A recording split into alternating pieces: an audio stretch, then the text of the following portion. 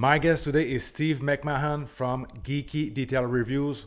With over 30 years of experience and a reputation for honest reviews and expert insight, Steve has become a trusted voice in the detailing world, especially in the UK scene. From Instagram to podcasts and even TikTok, Steve has been sharing his passion and helping enthusiasts to up their game. Get ready for a fascinating conversation with one of the sharpest minds in car care. Hope you enjoy this one. Steve, with 30 years of experience, did the detailing passion start with a new car for you?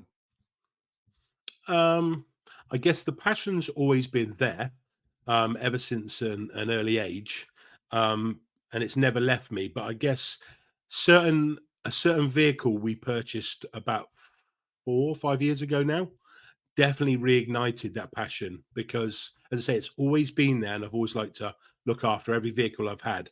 I guess being in the trade to start off with, then leaving the trade, sort of, I guess when you work in the trade, like they call it like a busman's holiday. A busman never really wants to go on holiday, does he, if he's driving a bus all day long? And it was the same. I just say it was always been there, but yeah. When we bought the Volkswagen Transporter, which you've probably seen, that was definitely the vehicle that reignited that spark for attending shows and then being at the shows and then getting the spark back to find the latest and greatest, as we all do, product, should we say. Okay. So that's the car that we see on your Instagram account. Is it modified to some degree on the exterior? Yes. So when we first bought it, it was completely bog standard stock.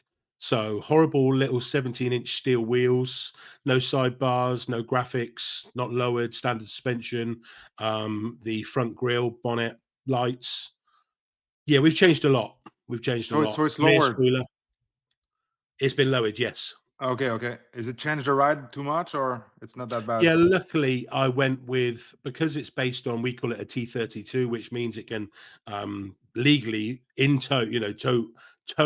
total weight of the vehicle plus passengers can be up to 3.5 ton. So with that in mind, I wanted to make sure that the vehicle, because ours is, people might not know, ours is actually a Volkswagen Shuttle.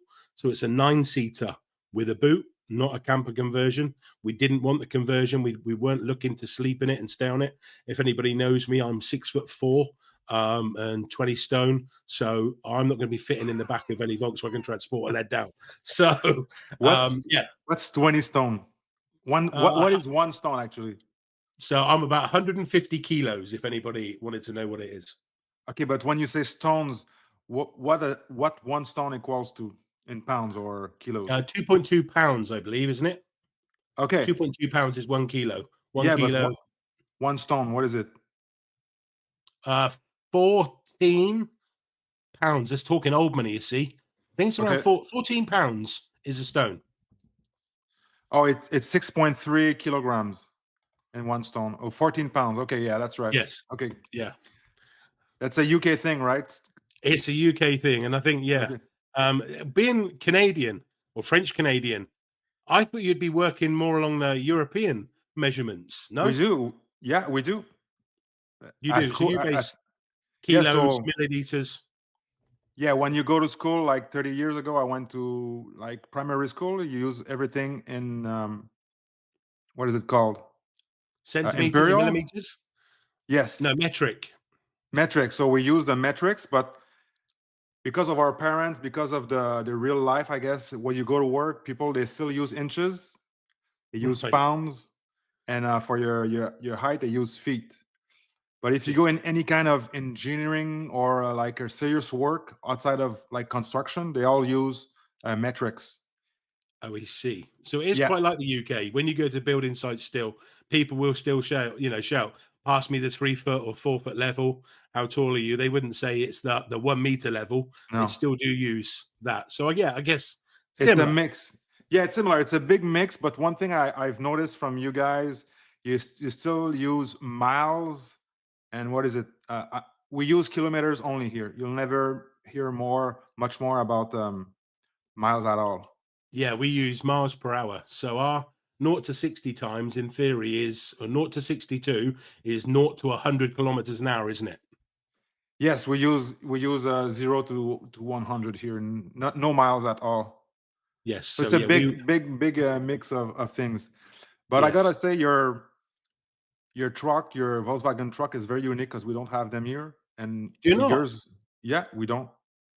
It Wow. looks pretty good. I In really like the UK and Europe. luxury. Yeah, What's that? there's in the UK and Europe, it's massive. And just to let everybody know, my apologies if I tried to. There's a slight delay, so I don't want to step on you, and I'm sure you don't want to, do the same, Frank. With a slight delay, sometimes I might talk. I don't mean to step on you, just to get that out there. Of course. Thank you. But yes, in the Europe, there's a massive following, a massive scene for they call it T4, T5, and they even go older than that. You know, the T25s, T3s, T5, T5.1, T6, T6.1, and we've currently just had the T7 released of the Volkswagen van, which is actually a Ford Transit. Would you believe? Volkswagen and Ford are now working together to share the chassis and bodywork, and they've done it on multiple vehicles now. Other vans and the 4x4s, they're sharing between themselves. Yeah, that's awesome. I've seen a couple of weeks ago they just started to receive the electric Volkswagen bus. Yes. They put it on the side of the almost on the sidewalk from the dealership, so people on Yes. the road can see it. But I know that we used to have them like before I was born, like 40 years ago, like 30 or 40 years ago. They had them, and then they stopped. The Volkswagen, they really they stopped shipping the stuff that doesn't sell enough for them. Like Oh, they okay. cancel the Golf here Yes. altogether. We only have the GTI and Golf R. Is that right? Yeah, my wife has a regular Golf from 2016, but Yeah. since 2022, I believe they stopped it altogether, and they replaced it with the Volkswagen Taos. Do you have that?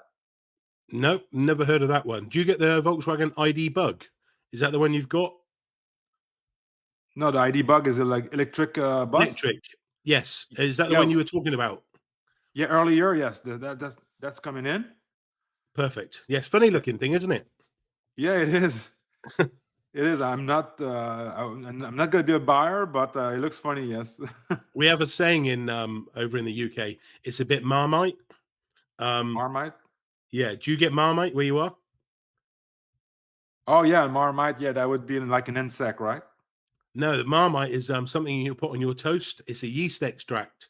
Either people absolutely love it or you absolutely hate it. There's not really anything in between. So we call a vehicle like that Marmite. Oh, that's good. So the That's what we call here for the analogy. viewers or listeners, shall we say. Yes, yes, yes. So I don't love it, but it looks funny, like you said. Quirky. I like quirky. Yeah. So you mentioned that you were in the trade before, in the trade of detailing. Yes. Yeah. So how long did you do that? So I don't know what I don't really want to bore people with all the details, but yeah, when I No. left school, I left school and trained as a mechanical engineer. So I trained with what we call them Rover is now BMW. So I worked with them and done my apprenticeship in mechanical engineering. So welding, turning, CNC machining, milling, all that sort of stuff in the automotive industry. So I've done that for quite a while and trained and passed as a panel beater in paint and body and everything else. So yeah, I've done that for a number of years. Come out of that, went into industrial metal detectors and large quarries. My dad's in construction, and my dad said, "Don't ever get into construction. Stay out of it." That sort of thing. Hmm. And so I, stayed out of construction, and then I went and ended up working for a company called Brick Kiln, which is now called Brick Kiln Motorsport, which is still going even now to this day. And I'm now 47 years young, shall we say? And my time and my era with working with those guys for about 4 or 5, maybe 6 years, I was part of the paint and body team for Formula One. So I was with Williams and Benetton. So I worked with those race teams, and because of my skill set coming from machining, welding, turning, and everything else, that would end up could be polishing and painting all the lorries were part of the contract that we had, all the cars, all the wings, all the spoilers. So it sounds a great job, and it really was some of the best time I've ever had working with those teams. So we had done everything. So that's rub it down, primer, paint, rub it back down, wet sand, and then polish. So it was everything, as well as your day-to-day racing. But because it was a motorsport based company, we didn't get Ford Fiestas or Ford vans coming in. It literally was all motorsports, whether that was rally, Le Mans, Formula One, but predominantly it was 95% Formula One cars. And I absolutely loved it. And yeah, then having a bambino baby, I left and went chasing the money, which I found was more in construction, which I'm still in now. Ever since I've was 16 when I got my first car. I've always had motorbikes since I was 8, but yeah, I got my first car, Mark II Escort, when I was 16. The need or the growth of loving to look after it, whether that be mechanically or paint and body or hoovering it, polishing it, was from then, from when I was 16 years old. So it's over 30 years now, my love with paint and body, shall we say. And I preferred being in the detailing side, as in the polishing. I mean, it's to say, I just touched on that. It sounds really great job, being in Formula One.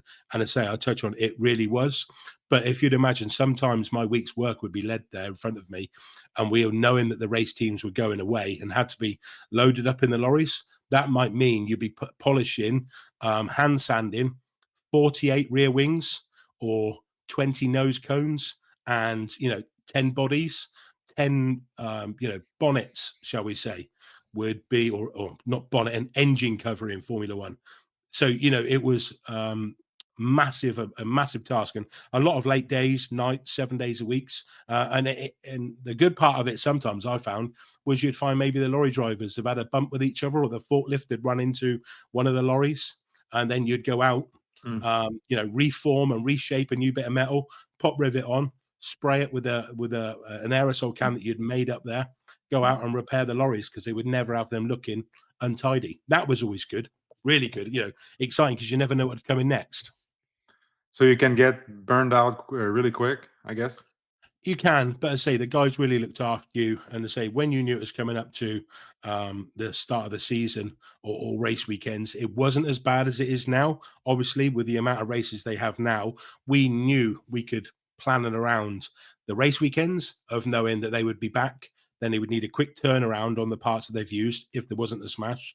If there was a crash, then that means that it was 10 o'clock, 11 o'clock, sometimes working through the night, to get stuff painted, dried, flat and wet sanded. Because everything, what people don't understand, or I'm sure they do, is everything was measured. The weight of the paint was measured per panel. So you had to be, it'd be so easy to burn Oh through yeah. if you weren't careful, because you can't just go and, put a load of primer down and then put a load of paint, a load of clear coat. It doesn't work like that.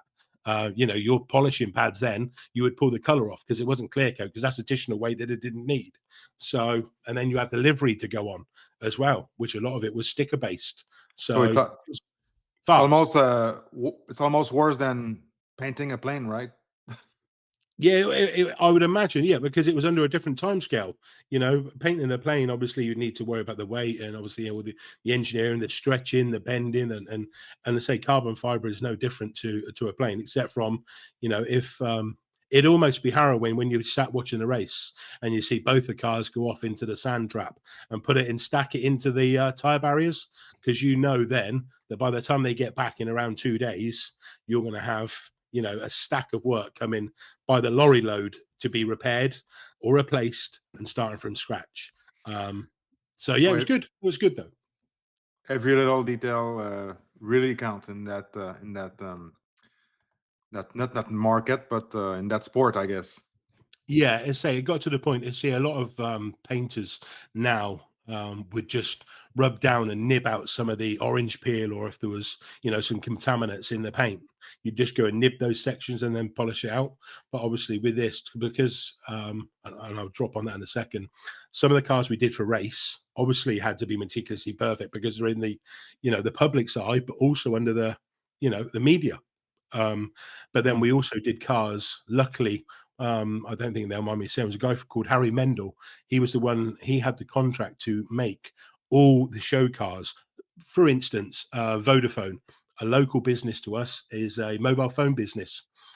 They were one of the main sponsors of Ferrari, like Benetton was, for Renault, and Vodafone would have had the exact car which had won, plus they might have had 2 or 3 others that would be in the foyer of their large business. When you went there, walked into Vodafone through the big doors, the revolving doors, you would see the vehicles, the main sponsor. They'd have one of them that was made in exact, replica, which would be absolutely concourse perfect.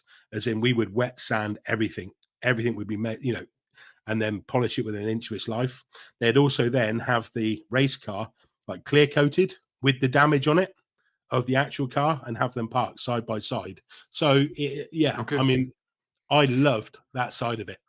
So would you say that the hardest thing was the pressure to perform, or the quality standard that you required to do there? This week product recommendation is going to be Car Pro Tarex, my favorite products to remove tar bits at the lower parts of the car, on the rear end of the car, or even in the wheel barrel. So this is super efficient, cost effective, works really well. It is safe for your car in general. So go check it out on the houseofrags.com and .ca. You can use the code on both sides, code Dogma, save you some money. And let's get back into the video. If I'm honest, when it comes to quality of the Harry Mendel show cars, 100%, it had to be concourse ready. There was no getting around it. It was going to be in the foyer with 1,000 lights, with 1,000 people a day walking past it with a keen eye, all taking pictures. But then, luckily, you would have time on that vehicle to make sure it was perfect. Whereas the race cars, obviously, speed normally would come over having that car perfect, because a lot of the time it would have livery put over it, which we used to do also by putting all the stripes, the numbers, and so on and so forth. So sometimes, if there was, not that there was, because the guys were excellent at what they did, but if you were ever worried about seeing a fisheye, it potentially would have, a livery over it. So do you know what I mean? Yeah. There was 2 different. There was a race car spec, where you could nearly see the weave of the carbon fiber anyway, because we had to get as much paint off if you could. Saying that, it was hard to get something off when you've only got half a liter to spray the full car, if that makes sense. Yes. Well, So that's it a was very good. interesting world. Did you keep, so when you left that job, when you left that world, I'm guessing that you still kept detailing, maybe for you, your few friends and your friends of friends since then? Yes, I've never stopped. I've always done, my friends. I've always had a machine polisher. I've always had, Auto Glim products. I've always had Maguire's products, that I've always regularly, just, and so we say G3. G3 was all we ever really used to use. And 3M, G3, Yeah, Freckler. yeah, Freckler. Yeah, Yeah, so we we used to had use that that. one. So that was our cutting compound, and I don't know if people remember. We used to get it in a 5-litre tin. We used to dab it on with an old Hessian sack microfiber, dab that out throughout the panel, and then machine polish it with what was called a mop then, wasn't it? We didn't have all these DAs and everything else. You had one head with a nylon wash, you'd spray on, screw on, and then you just get polishing. And then to finesse it, you do some a product called 3M Finesse, if you ever remember it. So yeah, I was gonna ask, how did you get rid of the buffer trails from the rotary with 3M finesse? You would use them, What but was the process to do that? to be fair, you would never really. The only reason I found, and the only reason you'd only ever leave buffer trails, because say I've had 20 years with a rotary, so buffer trails. The only reason you get buffer trails, in my opinion, and the only reason and the only time I've seen them is by going too fast and spinning it too quickly. So if you need to cut quick, keep your arm speed up because you don't want to burn through, especially when you're dealing with thin paint. Move through it quickly, but then take the speed down and decrease the pressure. Take the speed down again and then decrease the pressure. So you're literally just fingertips at the end and just gently going over it. You see all these body works where they show in the cars in the light in the sun, where you can see all the lines, up and down and left to right. That is just where somebody's turned it up too fast and gone too quickly. Simple And as that. tilted quite a bit. And tilted quite a little. Yeah, we all know that if you keep it flat and you don't use a leading edge, you can control the machine easily. If you put too much pressure on it and start leaning on the back edge, which you're not used to, it will tear you and pull you about everywhere. And that will tell you you're going too quick. But yeah, these DAs, I think I've found they're a pleasure. But I can't help but fall back to a rotary. Even now, I've still got 3 rotaries. But the only difference is that the old rotaries years ago, I don't know if people remember, I'm sure my age here, that they used to only have sometimes a 2 or 3 meter lead that come with your polisher. So you would have the plug literally, slapping you in the back of your legs, in your behind, because it was that short, from when you had it over the shoulder. And I noticed that the other day when I moved, just before obviously we went live, we were just chatting about we moved into a new house. Yeah, I've still got that polisher, and yeah, the plug literally hits you in the backside when you've got the cable over your shoulder. It's that short. So that's definitely a plus point in today's where these products have moved forward, shall we say, is one, you don't have a lead on a lot of them now. But remember, they with the Rupes they started doing 5 and 6 meter cord lengths, didn't they? Which was a godsend for me. Yeah. Yeah, I guess I like to use a combo of both machines. But now Yes. I completely moved to cordless. I just Yes, I actually have. bought the new Flex 24 volt rotary. Yes. Yes. Yeah. They're Yeah. 12 for us here, aren't they? You've got 24, but we've got 12. I assumed that we would be having the 24 volt coming here in Europe. But it's not. It's staying 12 for us. Really?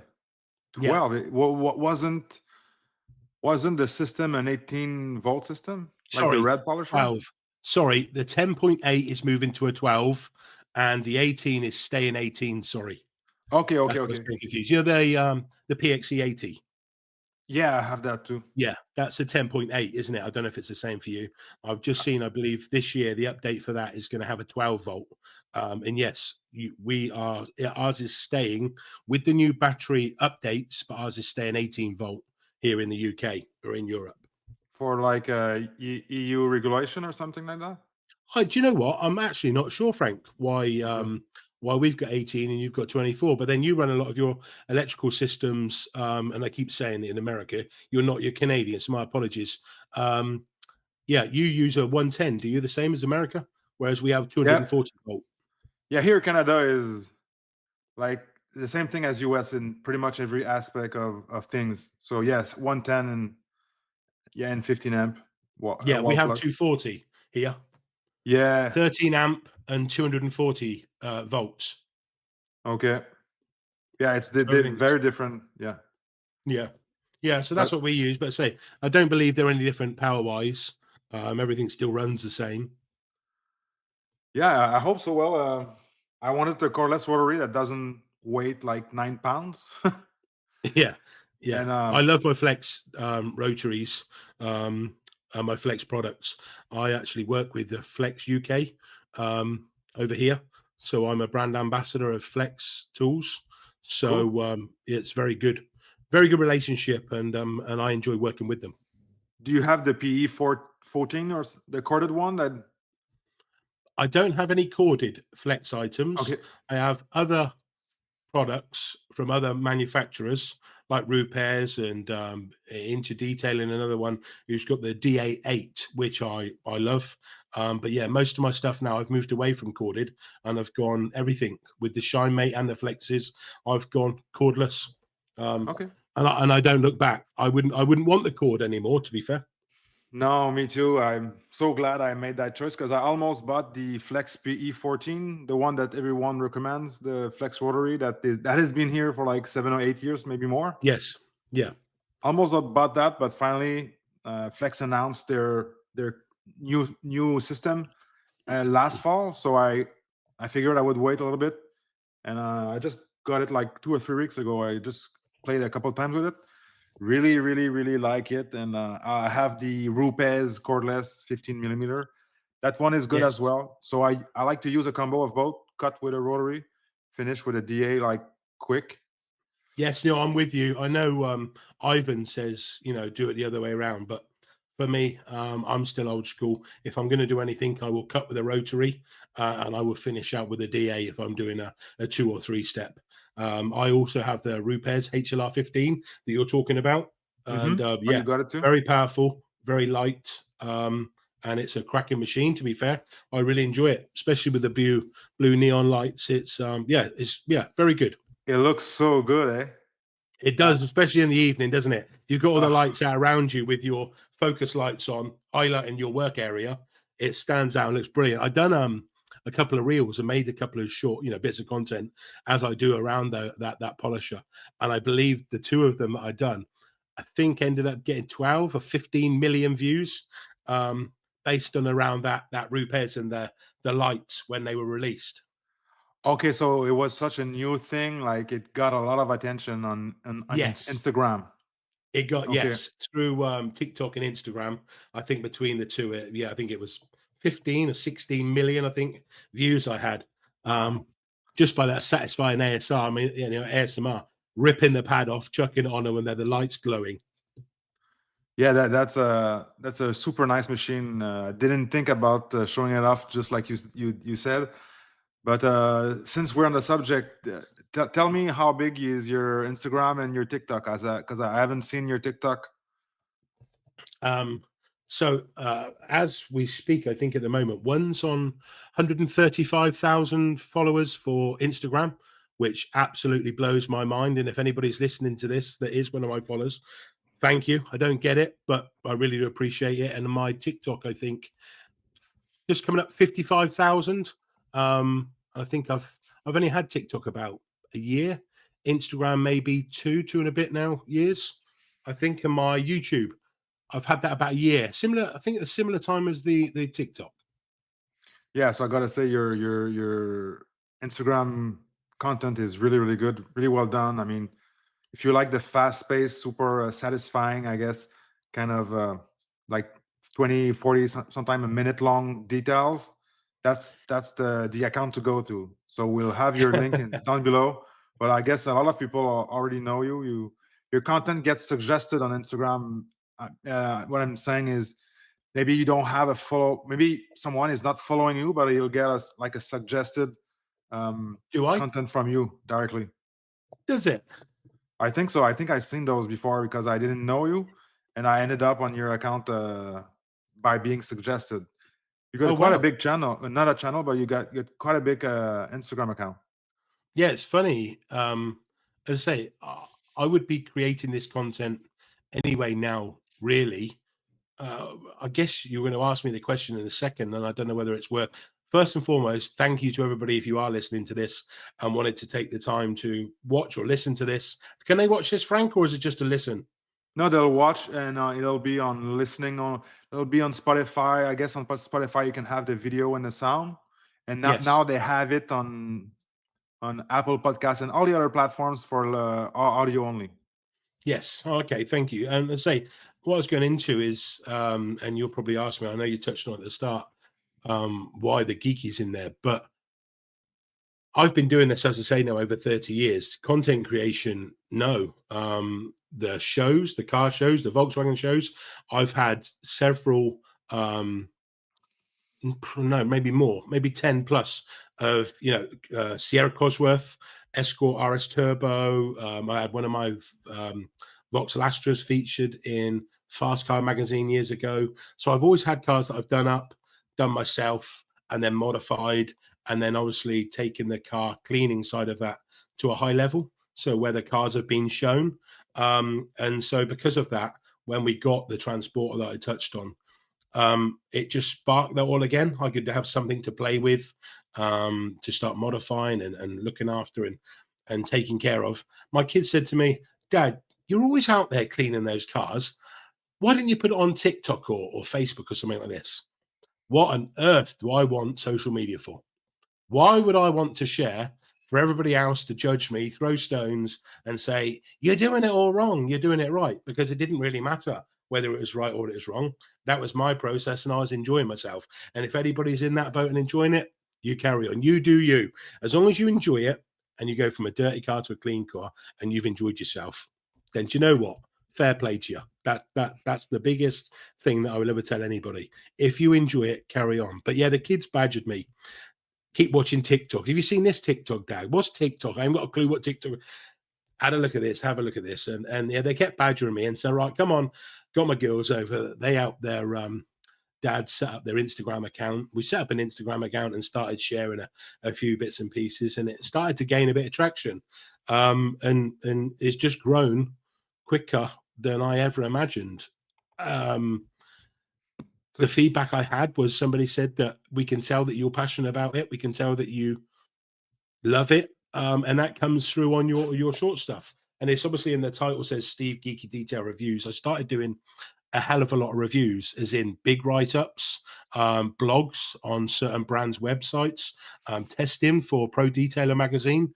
I've done a lot with those guys over here in the UK, and wrote blogs and papers. But And that was yeah, sorry, before your Instagram, right? this was before my Instagram. Yes. Okay. So yeah, just before we go deeper in your social media stuff, I wanted to ask you. So you got your new truck, and then you started doing reviews because obviously in your name it's called Geeky Detail Reviews. Yes. Tell us a little bit about that. How did it go? How did it come to fruition? So, like with anybody, you're always searching or trying to look for the best products for you. Not what are the best, because you'll never find the best. They have to be the best for you and your variables. And I'm sure we'll probably touch on this a few times. There's too many variables with your vehicle, where you live, the temperature, the climate, humidity, the water hardness. Look, the list. The products you're using, the wash media you're using. There's too many variables. If you enjoy it, But yeah, the geeky side of it come in. So I used to come and get all of my products, line them up. I would try them on one panel. I went to the scrapyard, went to my old place of work that I touched on, where we used to do cars. When I got a bonnet off them, I got a bonnet from the scrapyard. I got a bonnet. Had all these bonnets lined up, and I was testing all these products against each other, at different LSPs, ceramic coatings. And they're like, "What on earth are you doing, Dad?" I'm like, "Well, I want to see if this one beats that one, if that one beats this one, and then I'm going to do a grand final, and I'm going to put all of these together, and I'm going to work out which one's the best." Okay, Dad, you're such a geek. You really need to, and here we are, Geeky Detail Reviews, because I am that person trying to find out the best for me with my variables, because I have hard water where I am. So, I've probably got maybe 500 shampoos, because of where we are and where we live. Shampoos are a thing because it's where you make contact. For me, that's the biggest. I don't really want to go into making the biggest thing with detailing. People say, but will this product strip this? Will that product strip this? At the end of the day, no matter what products you use, if they're based and brawn on the detailing platform that we can all buy over the counter, contact washing will always be more aggressive than any product you can normally put at it, unless you're going to start using some sort of neat wheel acid. But again, if contact washing would degrade LSPs more than any products that you're going to use, through snow foams and pre-washes and everything. But yeah, That's a so good that was point. me. Thank you. That's an excellent point. I'd like. So you see, I don't think I've heard that before, but that's what I found over the years. And I just recently did a video on pre-washes, and people go crazy about using a snow foam that is pH 12. I tell them the pH gets reduced as you dilute it 1 to 50 or 1 to 100, and they Yeah, still believe that it leaves stains or change their plastic. But the point that you just mentioned is that the rubbing a product or contact wash will always degrade things faster than using anything product spraying on a car. correct. I've used, some of the strongest products we've got in here in the UK. I've got black test bonnets, black BMW, so German paint bonnets. I've left built Hamber neat auto foam on the panels, on top of soft 99 Fuso coat, as an example. Yeah, it degraded it. I left it on there in a black panel in the sun. Yeah, it was a pig to get off, but so's fallout remover if you leave that on in the sun. So's anything. So's the worst thing out of all of it. Have you ever had, bird droppings on your car? Black. And we keep talking about the pH levels and everything else. Bird droppings, and the bird stomach. They eat stones and mineral and whatever because they've got an acidic stomach to break down the stones that they eat that's within their food. A lemon is pH 2. People forget a lemon. So if I squirted water, a lemon juice on my car, and left that on in the sun, just going to make a mess, but you'd be able to get it off. But if you were to rub that panel with pressure constantly, with no lubrication on there, that will mar and make a mess of that clear coat. Mm-hmm. It will. Drying towels, when dry, not damp, if you proven, even on my German paint of my Volkswagen Transporter, I've dried the vehicle without dampening my, twisted loop 1500 GSM dry and towel that has scratched my clear coat and marred the clear coat from using it dry and not dampening it first. I've never had a product that I've ever used on that, whether it be neat, even a wheel acid, has never scratched my paint ever. And I keep saying paint. We know what I mean, paint and clear coat, don't we? But yeah, Yeah, I know we're going off on a bit of a tangent here, but yeah, yeah, that's contact good. That's washing. very interesting. I like Yeah, to contact hear. washing in all my years of testing and trying, going geeky. Um, yeah, contact washing will degrade any LSP. If you put for instance, one of your spray and rinse sealants, go and wash the car twice with a spray and rinse sealant that says it lasts 3 months. Just go and hand wash it twice, as you would normally with your shampoo. You will knock it. You'll take it off. You will Mm. take it off because it's not a strong bond like that. You'll just take it off. So as I say, I'm not telling anybody to go and leave their products on in the sun, as we know. But yeah, contact washing degrades LSPs faster than any of your built hambers or your Koch chemis. Because as you said, you dilute it at 1 to 9, and then when you put it in your foam lance, it's then getting diluted again when it's mixed with the water as it's pulled through the lance. So But that yes, that brings me to the fact that our chemicals are not as dangerous as some people are thinking they are. Like your autofoam, because you touch a lot of good points there. Your autofoam that you left off on the paint, did it go down through the clear coat like a bird poo would, or no, just polished off with a polisher or wipe it I off? didn't even have to polish it. I just used the Oh, same cleaner at a 1 to 9 dilution ratio and wiped the panel over. okay. That was it. Fallout removers can be a little bit more grabby and a little bit sticky to get off if it's reacted and then dried. If the product itself is dried on, put some more on it and then give it a wipe. But you got to remember it's thioglycolic, it's sodium based, thioglycolic acid, so fallouts for me are normally worse if you were to leave them than anything else.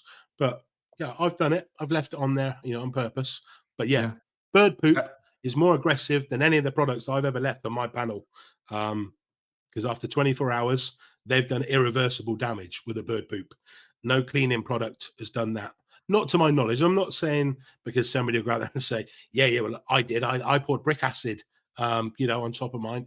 Yeah, okay. You're taking it to the extreme. That's why I mentioned something you can buy over the counter, which is legitimate for our scene.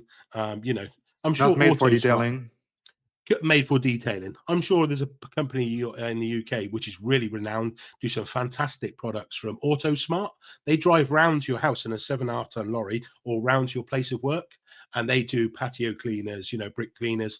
They also do some of the products in the detailing scene that you couldn't buy from our local store, like I'm sure you couldn't, which break down concrete when people have followed a concrete lorry as an example, or they've been working on a building site and the apprentice has knocked over the when he's cleaned out the wheelbarrow at the end of the day, the overspill has gone onto the side of the car with his cement. Didn't see it, didn't know about it. 7 days later, he's got cured, cement. So they do products like that. They might do something again of super, super strength, but regular detailing stuff. Yeah, if anybody sees, bird staining, bird lime, as we call it, on their car, left in the sun, if you see it, go back and get it off immediately because Yeah. that can do irreversible damage. Even if that means waterless wash or rinseless, I don't know. I have a couple of videos on that on my personal car, and the other day I had another car. Like, I don't know, even the sun and the sun rising in the morning can bake it so easily in your clear coat. Yes. Those are, but that's the thing. People, they worry about their chemicals.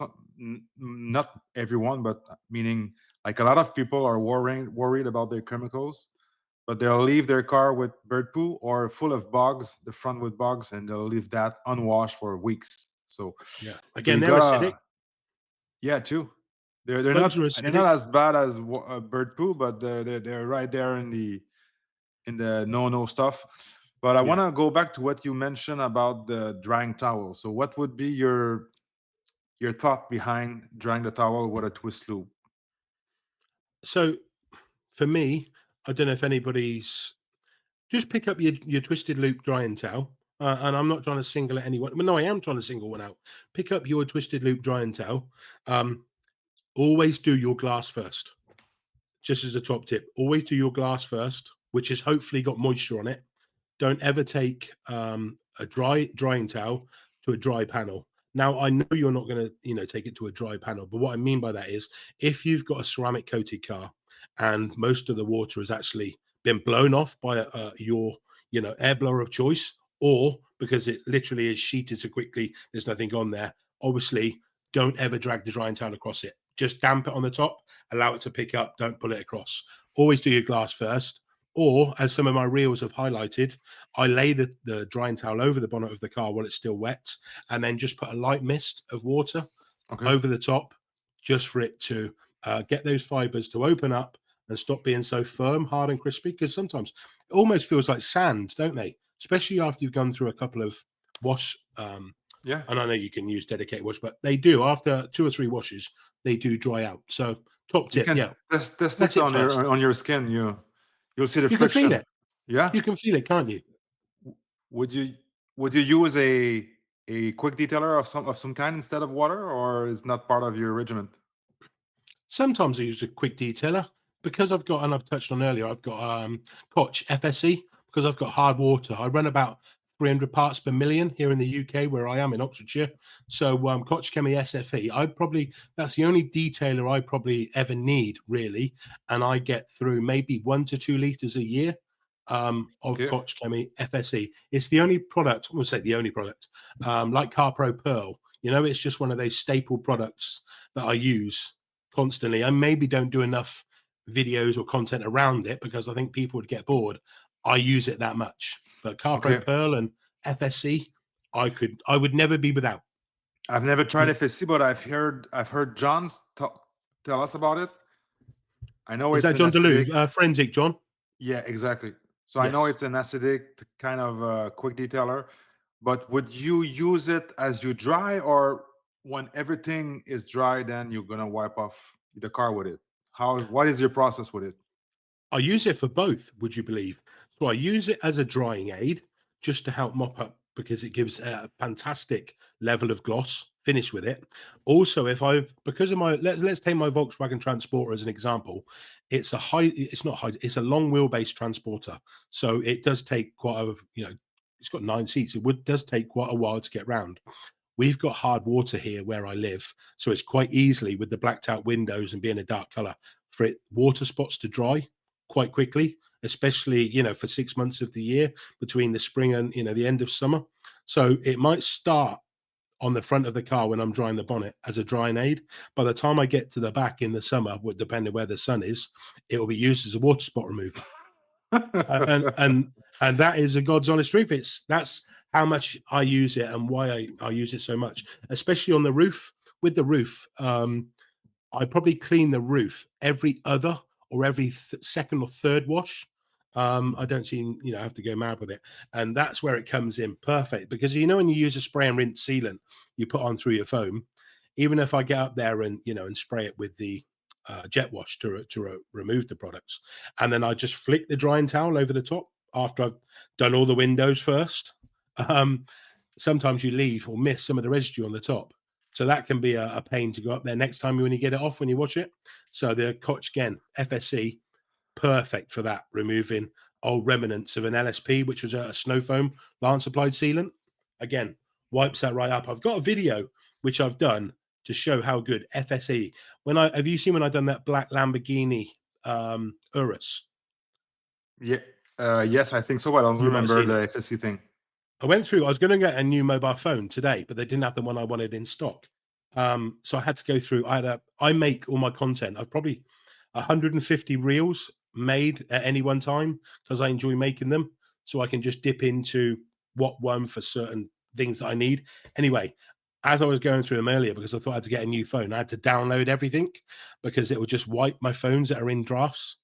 And I found that one out of Koch FSE on a black Lamborghini Urus bonnet. After this, I'll send it across to you and you see how good FSE is. And then I think you're going to be knocked sideways. I tell you, what I'll do is I'll share it with you and maybe we'll drop it as a story and I will, and I'll tag you in it. Yeah, I'll probably grab that. I've always found it interesting, but never since I'm using like this the water from the city. The minerals content is not as bad. I've never measured it, but in here it's not bad. You can just see on your sink or around the Yes. bathroom. There's no real water spots. We do our best to wipe off the water, but in other cities you'll see it. But Yeah. We're quite lucky FSC, here. Sorry, go F, for it. yeah. So FSC is like easy to use, quick detailer. It also has the strength or the teeth to wipe off anything that is being left off or dried up. But Yes. is it slick a little bit? And I'm not going to say it's the slickest product in the world, but the gloss is outstanding that it Okay. leaves, and the protection it leaves. Well, actually, I've had it go from, I call it from wash to wash. Now, I normally wash my vehicles bi-weekly. So you've seen the Volvo and the Transporter. So I normally, like yesterday, I washed the Transporter. That will be washed in 2 weeks' time. Next weekend, it will be the Volvo that gets washed, or clients or customers' cars, and then I fit it in that way. And yeah, it will get me. It will last 2 to 3 weeks. Again, Good. it will last until I contact wash it. How does that sound? That's the Yeah. truth.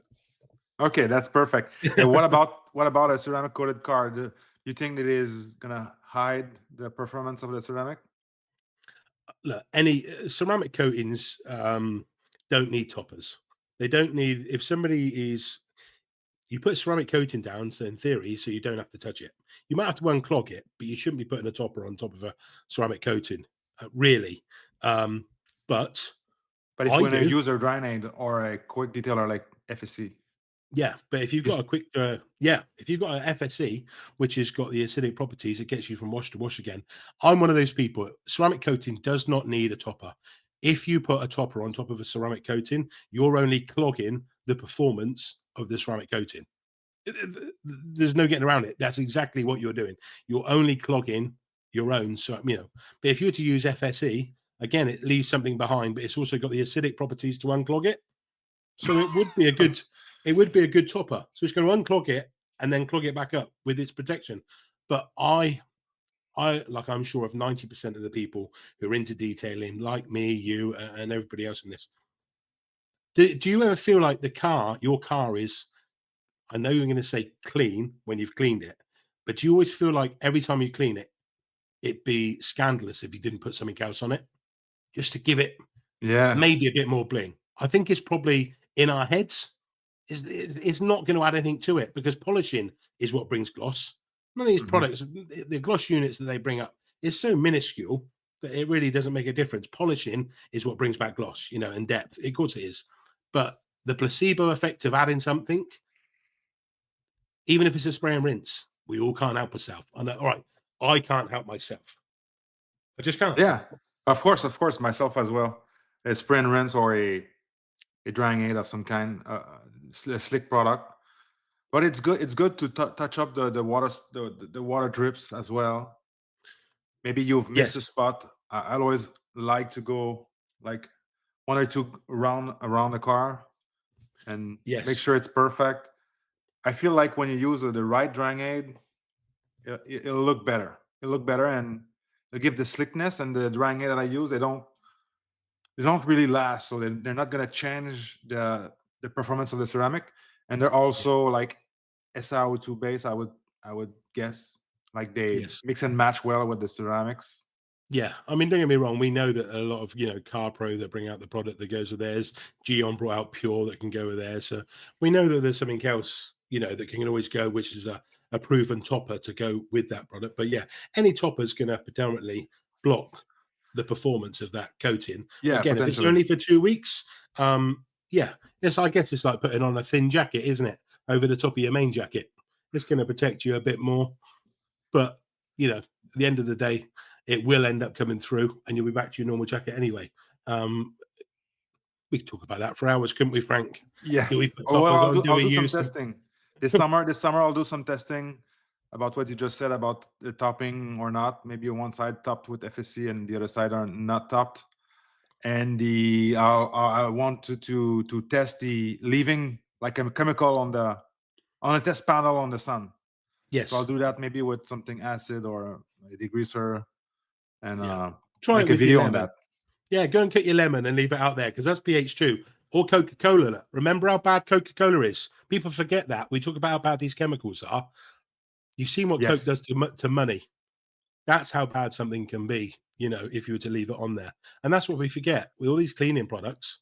None of them are as bad as a can of Coke because we've all seen now that, when you're a kid, chucking it for us, it was like a 2p coin, chucking it in the windowsill in a little pot, putting your Coke in it, pull it out 24 hours later, and it was like it's brand new. Yeah. Yeah. It's very acidic. So now I want to go back to. So you made some reviews online. You said that you documented Yes. reviews and all that good stuff before doing your Instagram, and then you work with the Pro Detailers magazine. Yesterday I looked up their podcast. They haven't made a podcast in almost a year now. I think it's April 2024. So what's Yes. going on with Yeah, these it's guys? Are you been a still in while. contact? Yeah, still in contact with the guys. They do a magazine, which is 2 publications a year, and then the podcast runs in between. I think at the moment with Moving House, at the moment with those guys, I think they've taken 1 year of the magazine out. So because they're not doing the magazine at the moment as we speak, they haven't done the podcast that normally coincide with everything that's in the magazine.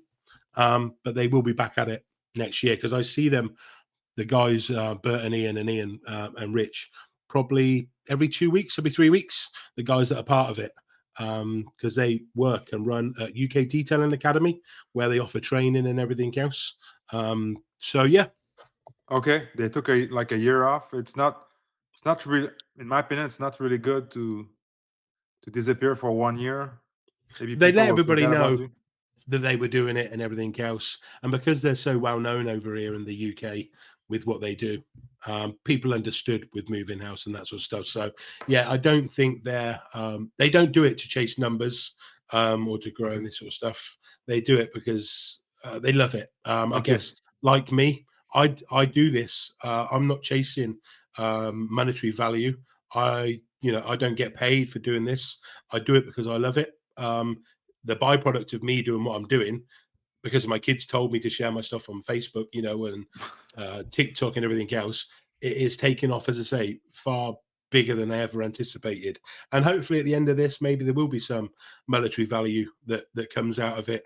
Um, yeah, that would be the plan, wouldn't it? That'd be nice to do this full time, make content, be part of the detailing scene day in day out, and get paid for it. Who knows? Yeah. Yeah, that's a good plan. I guess a lot of people would like to do that. Yeah. So when did you start your IG? So now I want to go back to the Instagram thing. So when did you start Instagram? How long did it take you to build it to around 150,000 subscribers or followers? I don't know how long I've had it, if I'm honest. But were you I consistent for the last 2 years or? Yes, so I'm one thing, if people were to ask me, and I do get this question, probably I get around about 50 to 100 messages today. So I try to respond and Wow. answer everybody. And I get the same on TikTok now, especially if something's going viral. So it does take up a lot of time. Maybe before I start work around 6 o'clock till 7 in the morning, I do an hour then. And then in the evenings, I probably try and do another hour then and jump on it as and when I can if I need to. But yeah, I think I've had Instagram now probably 2 and a bit years, and the same formula that when people keep saying to me, "How did you to get that?" Because I say the good thing about it is I've never paid or bought a follower or paid anything to. Well, I mean, first and foremost, I didn't even know how to log on to this very well to start off with. So for me to try and be able to buy or get followers would be nothing. But yeah, so I must be doing something that people like. But you asked that question, and for the only way I can say is be consistent.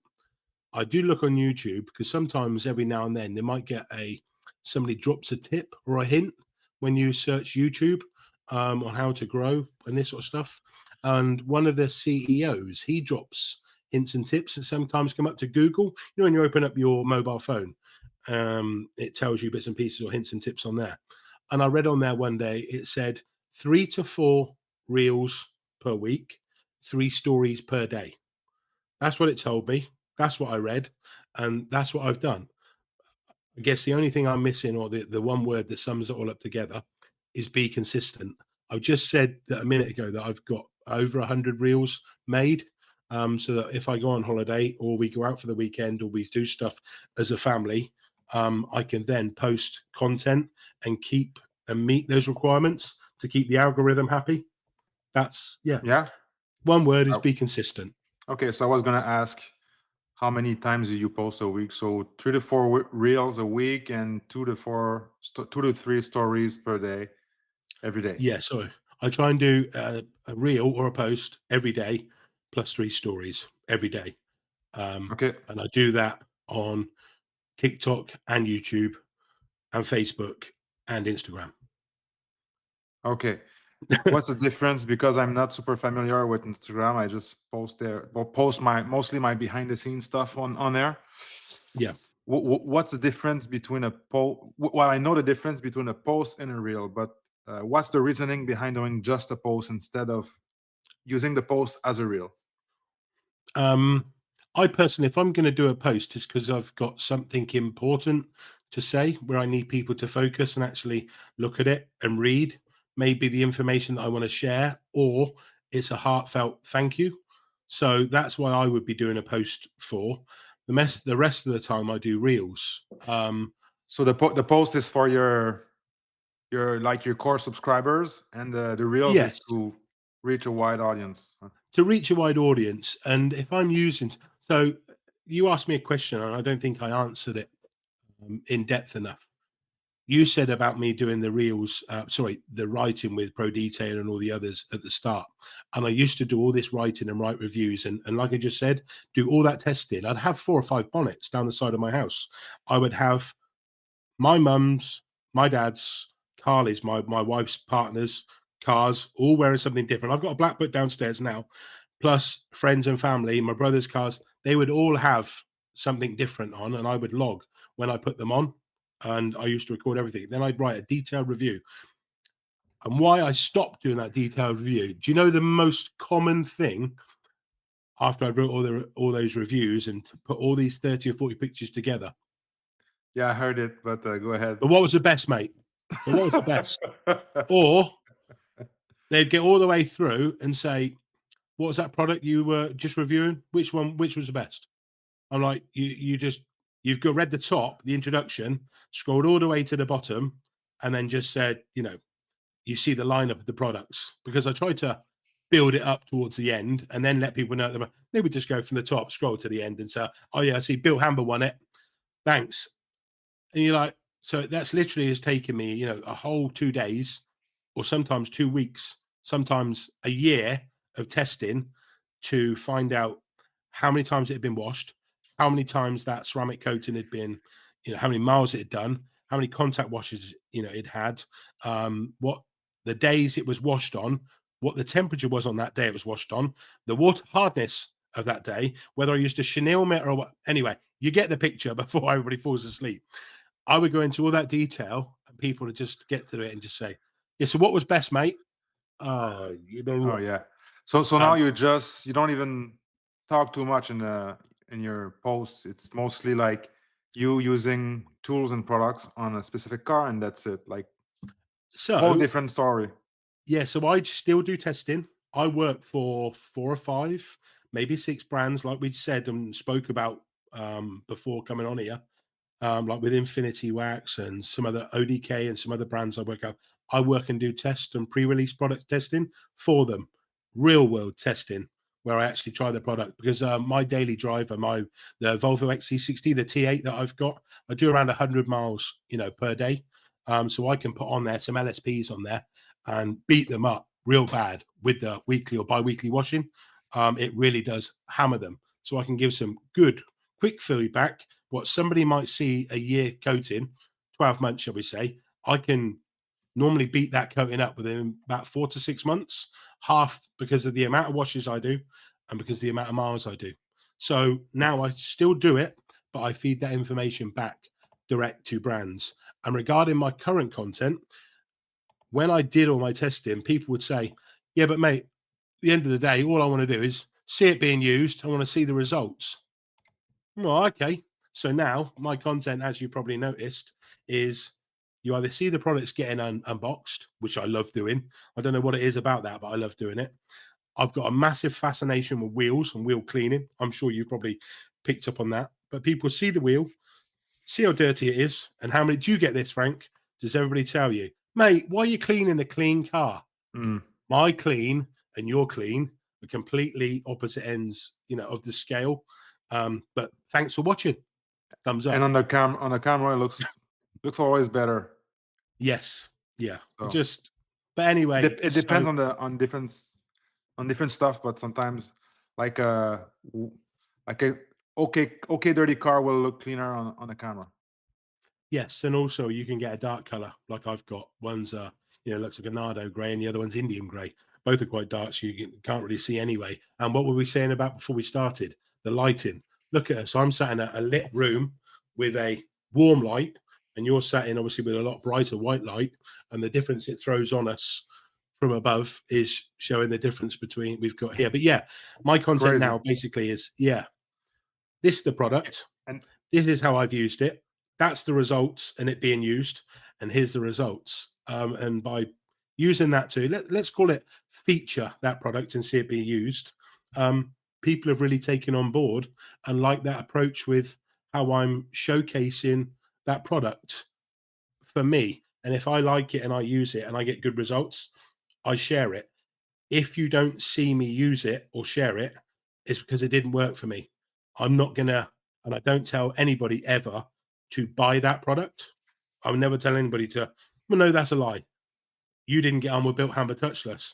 Here in the UK, I would adamantly tell people, go and get Built Hammer Touchless. It's the best pre-wash product I've used ever to date compared to everything else we've got here in the UK. But that's with my variables and with my testing where we are. Again, I wouldn't normally tell anybody to use it, but what I've done is shown people the multiple uses at the dilution ratios and on a white car, black car, grey car, and shown the results, how I got it, stating the time frame that I left it to dwell and so on and so forth, and obviously using a very good pressure washer. So I don't show the stuff that doesn't work for me, but I do like to feature the stuff that I've found has worked personally for me. Well, thank you for the recommendation. I'm sure the listener will appreciate a couple of recommendations that we have today.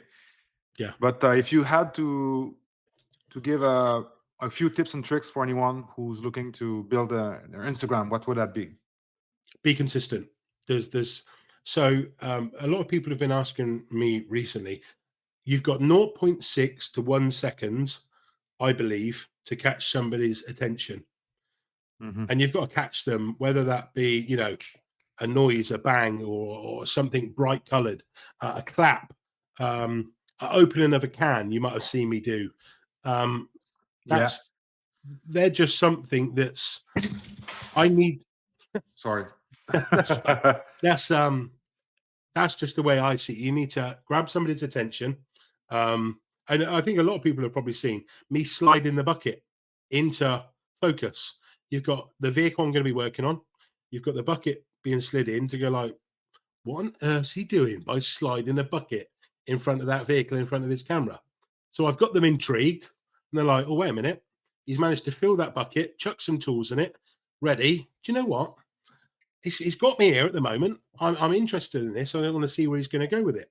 That's the way I portray it. So tell people or grab their attention first. Be consistent, and that's the same throughout all. There is some other tips and tricks. Instagram apparently now likes to have keywords within the body. When you fill out your blurb, shall we call it, or your description. TikTok completely the opposite. It doesn't. It hates it. If you promote any products that they don't sell on TikTok Shop, they'll hammer it. They will downgrade it. Don't give it. Yeah, they will not promote or push your video whatsoever. You might have a few slip through the net. Whereas YouTube, if you're going to go down the shorts route, that's a hard baby to fathom. I'll have to get back to you on the YouTube one because I'm still learning. That's TikTok and YouTube are the baby. I think I started those together. One's on 55,000. I think my Instagram, you'll probably be able to tell me more, Frank. 17,000, is it? Your Instagram? My YouTube. I think you got like 10 or 12 15,000 subs. Yeah, maybe it might have gone to 17, 16. I don't Okay. know. I've had it a year anyway, and say I'm trying to build that one at the moment with the shorts, and obviously the long form content will be coming back. I've done a few. I've got a couple that are sat, edited, waited. But yeah, my apologies if people do follow me from across the seas. More long form will be coming now. We've moved into our new house, which is a lot quieter, down a private road where there should be no interruptions to allow me to do that. But as Frank will tell you, it's a day's filming and then half a day at least of editing, isn't it? And cleaning the vehicle that you're working on to make a YouTube video. Saying that, I probably do the same. I film all my content yesterday. I filmed 130 clips yesterday, or Wow. strings of video just yesterday, and then I will break that down into certain features and then make a big longer one at the end. Maybe 1,000 clips from that. 1,000 tiny clips from the Yes. initial Yeah. 130. Yeah. So for me to do a wheel one with the button and that sort of stuff, that's normally 157 to 160 clips. I will then chop that up probably into about 400. It's not easy. Be But consistent, but but it takes me but hours. yes, but it seems like you figured out the whole IG thing. I think you've got the right format. At least it works. It works great for you. So now you've built this huge community and following. So what are your plans for 2025? You're on IG, you're on Instagram, TikTok, and YouTube. So what are your plans for 2025, Steve?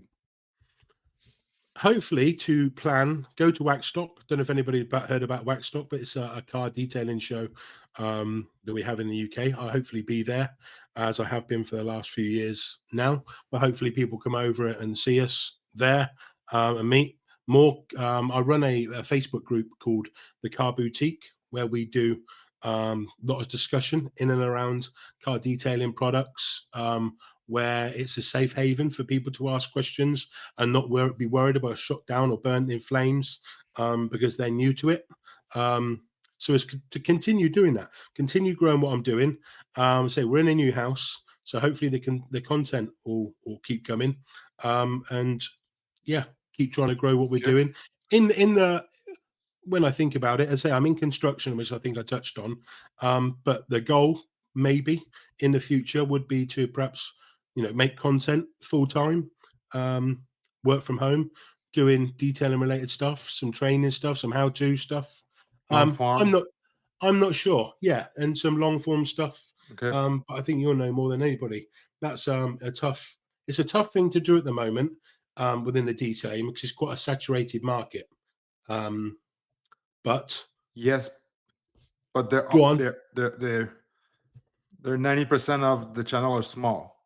So if you Yes. can be different and while being yourself, bring different kind of values, I feel like the window is open now. Pan started his own brand. So Yeah. he has not moved away, but he's moved to maybe a different concept, different format. Yeah. We had people that took breaks that are not recovering super well. I feel like now is a good window to get in. If you Yeah. There's still a big learning curve in the long form between packaging, thumbnails, like intros and overall ideas and editing and flow. And there's so many things to figure out. But I feel like right now, because I told myself the same thing, it was really saturated. Every time I open Yeah. YouTube in the home section, I see new detailers or new content creators, or at least people trying it. But it's Yes. very, very hard to stay consistent. I've done a full year now, and many of those people, they don't last. They're going to be Yeah. consistent for a month. They're going to do a contest. They're going to do this, and then they're going to give up, or they're going to be unconsistent. They're going to come a month on, a month off. That's never going to work. Yeah.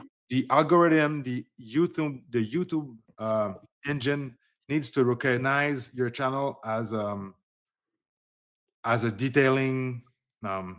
How can I say this? Like the channel of Pan the Organizer. If you do a YouTube search or anything like that, he's gonna come up first all the time, pretty much. Yes. Yeah. Even if you I go in a agree. private window or private computer. So then your channel needs time to grow and become recognized by YouTube or the engine to be like the top tier of your niche of detailing. And if Yes. you go Yeah, I'm agreed. if you go niche between the niche, like detailing is a niche. If you go only in products and you do nothing else, that's good for your audience, but you're never gonna be a big channel because you're only doing like this little thing in this tiny world of detailing. Yes. Yeah, that's a good point. So that's my 2 cents, but I don't Yeah, want it's guys to be discouraged by saying it's too crowded. yeah. So as I say, it's crowded. You're right, but you're right. There is a lot of space for other people. And I say one of the messages I get a lot is, "Hi, Steve. When you can help me, I'm stuck on 1,000 followers, or 10,000 or 16,000. Don't worry about it. I got stuck on 7 and 10 and 16. And you might think, yeah, of course you have. I can see where you are now. But no, no, no. It does happen. You do get those sticking points where it gets held off at a certain point and it just won't climb and you just can't seem to do anything. But if you just ignore chasing the number and worrying about your followers, because I didn't care how many followers I had, because I was doing this because I wanted to create the content and share what I was doing. The followers has never been a goal. I'm not chasing 150. I'm not even chasing 100. I never chased any of them. They're just a byproduct of me enjoying what I do and making content. And if it goes to 150, 200, I think collectively I'm just coming up to 250,000. With the social media page, and that blows my mind. And if I can, just to say thank you to every single one of you, if you're listening to this or you do follow me, I say I really do appreciate it. But my goal is just to make good, enjoyable content that I personally like. So if I like to make it, then I hope you do. I know that's a really selfish thing to a way to look upon it, but say I'm making the content that I personally watch of others. If that makes But sense. if you hate it, it's not going to be good, right? The passion won't be there Correct. compared to if you like what you're doing, it's going to show through the video. Even if what I'm doing detailing wise, using and featuring these products, whether I hit stop or start or record, I'm still going to do exactly the same. But I enjoy making content, which I didn't think I would, as much as I do detailing. And because I don't do this as a day in, day out, day in, day out job now, don't get me wrong, I do this daily, obviously, because you just heard me say, but you know what I mean? I put You don't in rely it to live. I don't rely. It's not my first form of income. And if it was, I think I'd be really worried and I would probably try too hard. And then that might come across on my content. The way I'm doing it, I say I love to make the stuff. I love to share the things with you and my viewers or followers. And I say, first and foremost, I like the products I'm using and I like to create it. And maybe that's the secret of it. I don't know. Enjoy what you do. Get a Mhm. tripod. Yeah, I do most of my stuff on a mobile phone because I get a lot of those You questions. you film with the phone, but you edit with a computer. No, I had it on my phone as well, all of it. Oh my god, dude, Everything I you're do giving is off. yourself a hard time. I do everything on an iPhone 14. That's Um, so much, so much yes, finger. yeah, I do everything off a phone. I do have a DSLR and I do have an Insta 360 action camera, which I use for long form only. All my short form content is also filmed off of a £15 Amazon tripod, which goes everywhere with me. Would you believe? But seriously, I would not have believed you that you edit the reels with the phone. Yes, in Instagram, You in everything. the with the integration of Instagram to edit it. Yes, and then I download it off there, and when I download it from editing in Instagram, I then download it to my phone, and then I upload it to the other social media pages. Platforms. Okay. Well, you need to start. You can film with the phone. Yeah, film with the phone. That's good. But you need to start. You told me earlier before we jumped in that you bought a new computer. You need to start editing with the computer. It's going to be much faster, much easier, and you'll have access to much more feature. So I'll get back to you in a couple of weeks. Ask you about that. You'll step up. You We'll even see. step up your game, and you'll save your fingertips. Uh, Steve, any before we close this off, any product recommendation? Maybe I know you're not a big fan of recommending a specific product. I know you recommended FSC. built-in burr touchless. Maybe give me an interior product or maybe a wheel product before we go. A wheel product.